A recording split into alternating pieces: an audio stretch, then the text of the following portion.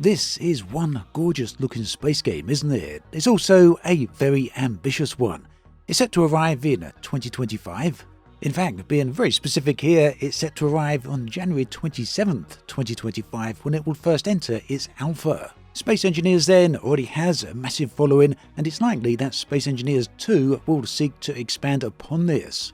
So what is this game all about? Well, it is a sandbox game where you explore, build and survive in space. It's set against the mysterious Almagest system even. It allows players to create anything from spaceships to massive space stations whilst uncovering the secrets of this new star system. Now, the game emphasises both creativity and freedom, and that is a large part of what made the original Space Engineers so popular. Essentially, you can shape your own experience within the game, whether you prefer to construct advanced machinery, explore planets, and we do have landable planets here, or engage in engineering challenges.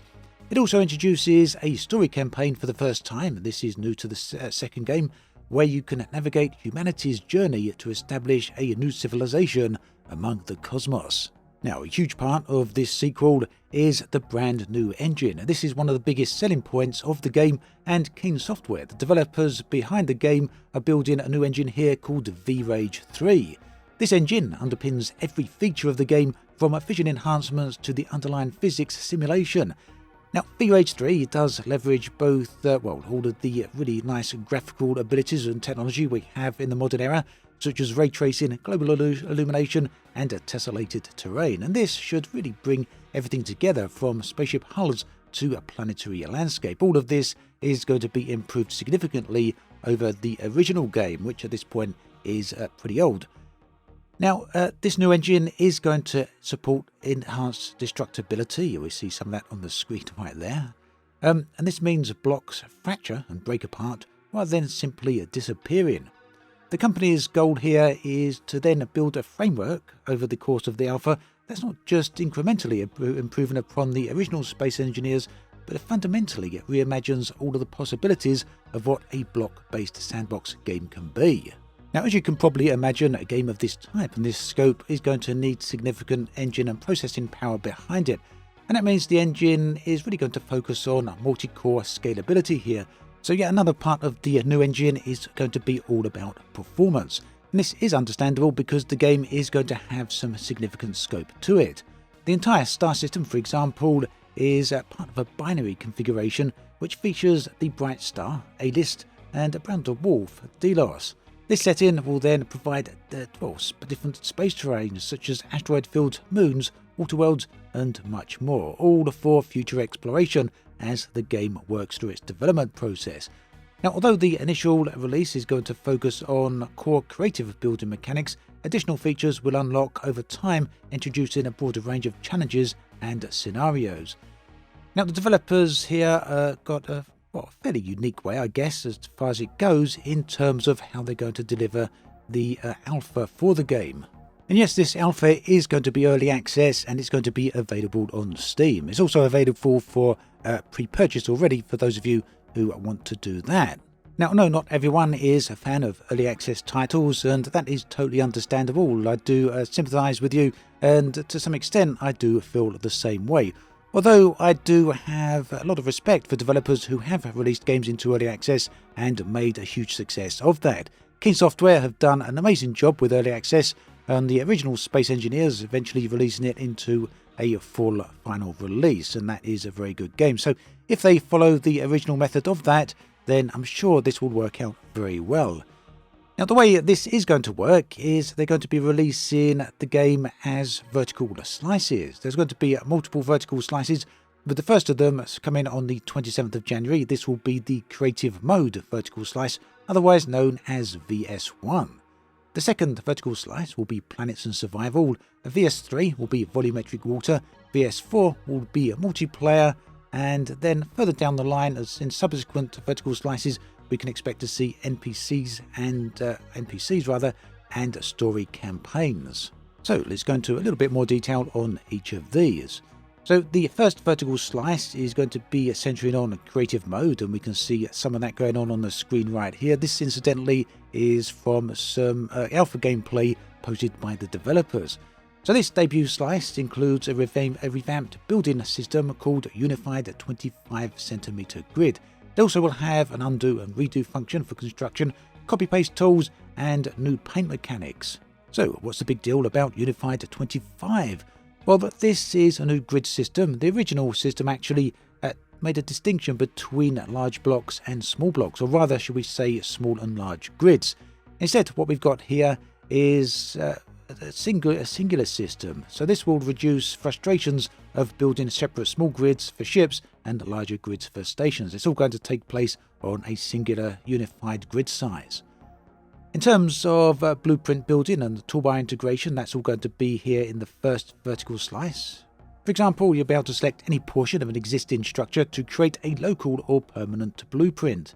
Then be able to snap these blueprint items to your in-game toolbar for rapid deployment or rapid placement. You're also going to have an undo and redo commands for all of this, which really should help speed up all the iteration and design changes many deep space explorers and constructors are going to want to do.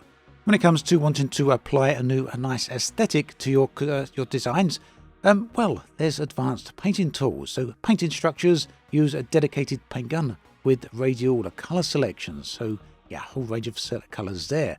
You'll be able to replace entire colour sets on the grid without repainting all of this block by block. Also, we're able to scale brush sizes for fine detailed work or broad painting strokes. So yeah, I think we can expect to see some really nice designs here. Now, one of the things I'm really keen to see is the improved physics and high-speed flight. Ships here can travel up to 300 meters per second, which really significantly surpasses the original game's 100 meters per second limit. There's also a safe speed limit here, that's a threshold that ensures collisions under 20 meters per second don't cause any structural damage. So if you're maneuvering very gently around your space stations or your other ships, then you don't have to worry too much if you accidentally clip them, as long as you're maneuvering slowly. You're not going to start tearing things apart. Outside your ship, when you're in EVA mode, walking around, floating around in space, you're going to see a jetpack and mag boot overhaul. So here, jetpacks will feature precision mode, which will allow for fine maneuvering, and a boost mode for covering vast distances much quicker. The magnetic boots will allow for seamless movement along asteroid surfaces and station exteriors. Now, obviously, with this being early access, it means there is going to be further iteration on the game beyond that initial release, and this will come in those other vertical slices as I've already mentioned. The second vertical slice, no date on this just yet, is Planets and Survival. Now, the first game does have planets. It didn't initially, but these come at a later date and they were landable. This is going to be the same when it comes to Space Engineers 2. So Vertical Slice 2 will have plans to allow players to expect 2 planets, Verda, which is an Earth-like planet, and Kamek, which is a Mars-like planet. These will be in the same star system. Moving on to Vertical Slice 3, we can expect to see volumetric water.